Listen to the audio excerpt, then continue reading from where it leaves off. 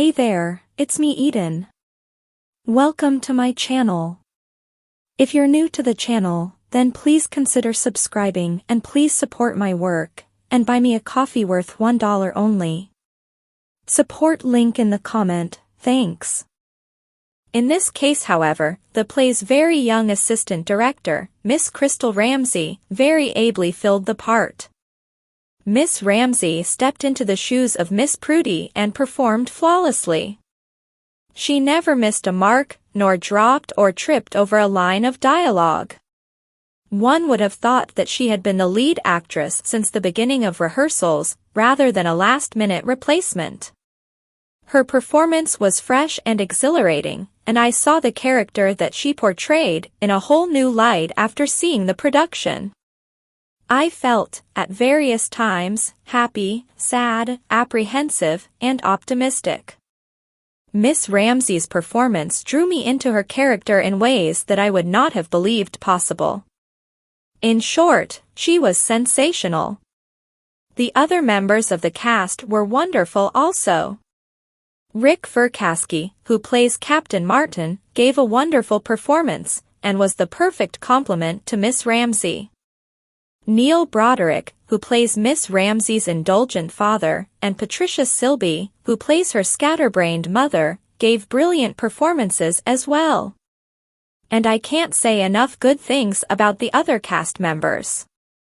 Space limitations prevent me from naming them all here, so you will just have to go down to see the show, and get a program. Just remember to associate the name Crystal Ramsey with the character of Miss Prudy. Adam Tucker, a consummate director, has delivered to us another wonderful presentation in this play. And I give this show my highest rating of 5 stars. I put the paper down and thought about what I had read. Mr. Tucker said, "See. The paper's critic agrees. You were wonderful. The paper wants to do a full spread in the Sunday edition. That was the reason for all of the photos today.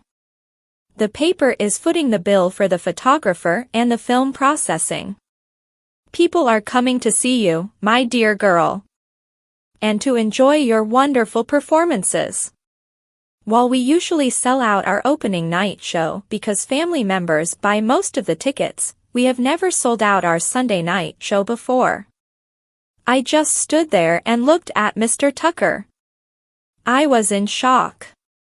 I had been about to resign from the show, and once again my destiny had been shaped by outside forces. I had intended to bow out on the pretext that I was not capable of playing the role the way that it should be played. But that was before the paper's critic decided to become a fan. I couldn't quit now, at least not using the excuse that I had prepared. With the new focus on my role by the critic, my absence would raise more questions and difficulties that I was prepared to deal with. Also, I would be letting down my fellow actors and friends. I had a sudden, chilling fear that all the publicity might have the effect of unmasking me, and yet I couldn't leave. I would have to stay and hope that the publicity died down quickly. I thanked Mr. Tucker and walked back to the makeup room. My 4-inch heels clicked hollowly on the stage floor. I retrieved my purse and said goodnight to everyone. Debbie was nowhere in sight again. I hadn't spoken to her for more than a few minutes since before I was cast as Miss Prudy. Was she angry with me for accepting a part that she had been the understudy for? She had declared that she was unprepared to assume the role. I decided to make time to talk with her tomorrow before the matinee show. I exited the theater and walked to the bus stop. As I stood there waiting for the bus, some cars would slow down and the drivers would look at me. Sometimes, young men would yell things out, but I ignored them and looked elsewhere. My tight skirt and high heels were definitely giving the wrong impression. I hoped that the bus arrived before any police cars cruised by. Finally, the correct bus came along and I was on my way home. I slipped into a melancholy mood as I rode. I had set a course of action and then been thwarted when I attempted to implement it. It seemed as if I was destined to remain a woman. I didn't even notice when the bus driver stopped on my street without me pulling the buzzer. He must have remembered me from a previous ride. When I entered the house, Carol ran up to me and hugged me. She said, "Did you see the article, Crystal? You're famous. My friends have been calling all afternoon and evening. I can't believe that my little sister is a star." "Yes, I saw the article. But aren't you happy?" "I'm worried about the publicity. What if somebody discovers my original identity?" "Oh, I hadn't thought about that." We walked into the kitchen. Mom and Aunt Jessica were sitting at the table. They got up and came to me. Mom hugged me while Aunt Jessica put her hand on my arm in a comforting move. I could tell that they understood the situation. Changes like the one that I had experienced, and was still experiencing, were best left confidential.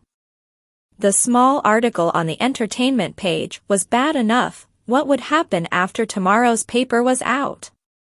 I told them about the photos and the pending release tomorrow in the Sunday paper. We all sat down to have a cup of tea.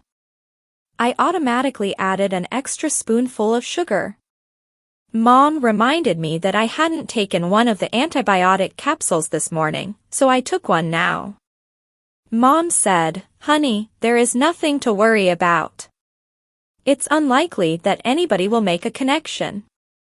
We'll tell anybody who asks that Carrie is with his father in Dayton, and you're here visiting for the summer. Just as we had decided to do 2 weeks ago." I never expected anything like this.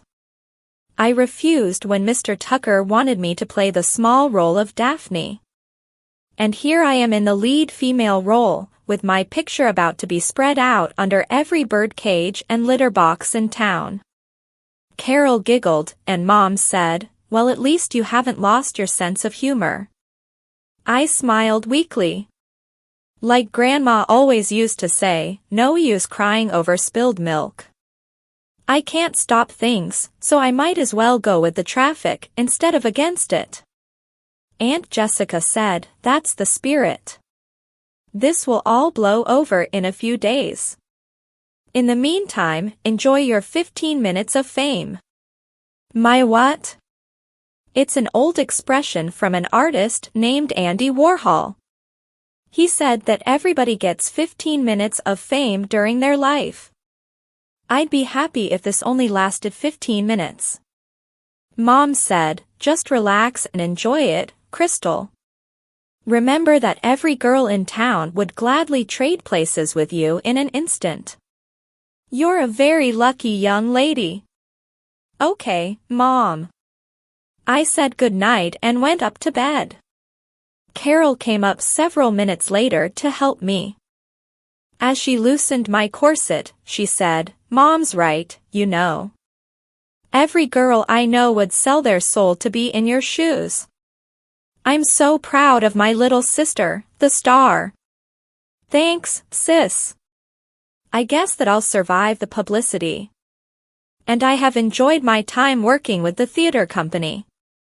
In a little more than 2 weeks the play will be over and I can put all this behind me." We hugged, and Carol went to her bedroom while I finished getting ready for bed. Once again, I lay in bed thinking about the day's events. I had believed last night that, with my resignation from the play, my problems would soon be resolved. I did have mixed emotions about the play. On the one hand, I wanted to get my life straightened out. Things seemed to be getting more complicated each day. On the other hand, I enjoyed performing at the theater. The applause from the audience was like a narcotic. But, since the option of resigning from the play had been virtually taken from me, I would have to find other ways to cope with my situation.